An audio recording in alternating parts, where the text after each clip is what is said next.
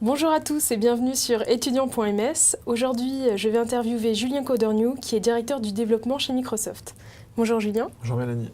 Alors Julien, est-ce que tu peux nous parler un peu de ton parcours ? Je suis entré chez Microsoft il y a 5 ans. Je suis diplômé de Schema, anciennement ESC Lille qui a fusionné avec l'ESC Nice. Et j'ai fait une carrière dans la finance et dans le logiciel, en commençant dans des fonds d'investissement, puis en faisant de l'audit et en rentrant chez Microsoft il y a 5 ans.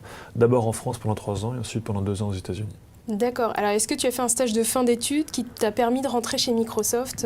Pas du tout. En fait, j'ai pas fait d'année de césure. J'ai fait un long stage quand j'étais en 2e année. J'ai été embauché à la fin de mon stage de 2e année par un fonds d'investissement qui m'a gardé pendant mes études. Et je suis naturellement entré dans ce fonds à la fin de mes études et une période aux États-Unis pendant 6 mois à l'université de San Diego. Et alors, du coup, à la suite de ça, tu es arrivé chez Microsoft ? Non, il m'a fallu 5 ans pour entrer chez Microsoft. J'ai postulé de nombreuses fois, mais il m'a fallu 5 ans. J'ai d'abord fait 3 ans de capital risque, ensuite 2 ans d'audit financier chez Ernst & Young où je m'occupais des éditeurs de logiciels. Et après 5 ans de candidature spontanée, on a enfin répondu à ma demande et j'ai eu un entretien, ce qui m'a permis de rentrer chez Microsoft il y a 5 ans. Alors, quand tu es arrivé chez Microsoft, tu as créé un programme qui s'appelait le programme ID.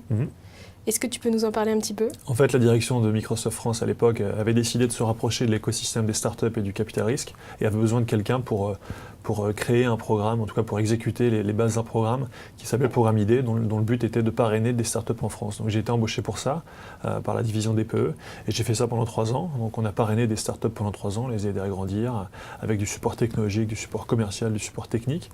Et on m'a demandé ensuite de faire la même chose aux États-Unis, dans tous les pays. Et c'est ainsi que je suis parti lancer avec l'équipe le programme BizSpark. Donc une carrière résolument tournée vers l'international. Et tu es resté combien de temps aux États-Unis ? Je suis resté 2 ans aux États-Unis.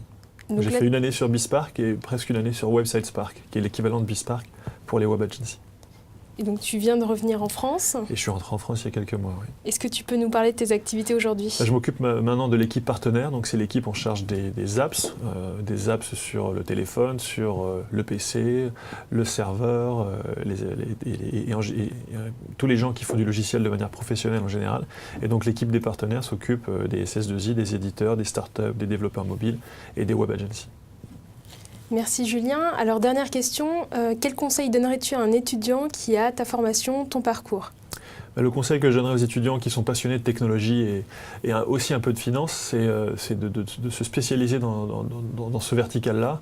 Il y a très peu de gens qui manient les deux compétences. Et s'ils veulent rentrer dans des grosses boîtes comme Microsoft, il ne faut pas le faire tout de suite. Il vaut mieux passer avant par des petites startups ou des sociétés de services pour être mieux embauché par la suite par des grosses boîtes comme Microsoft.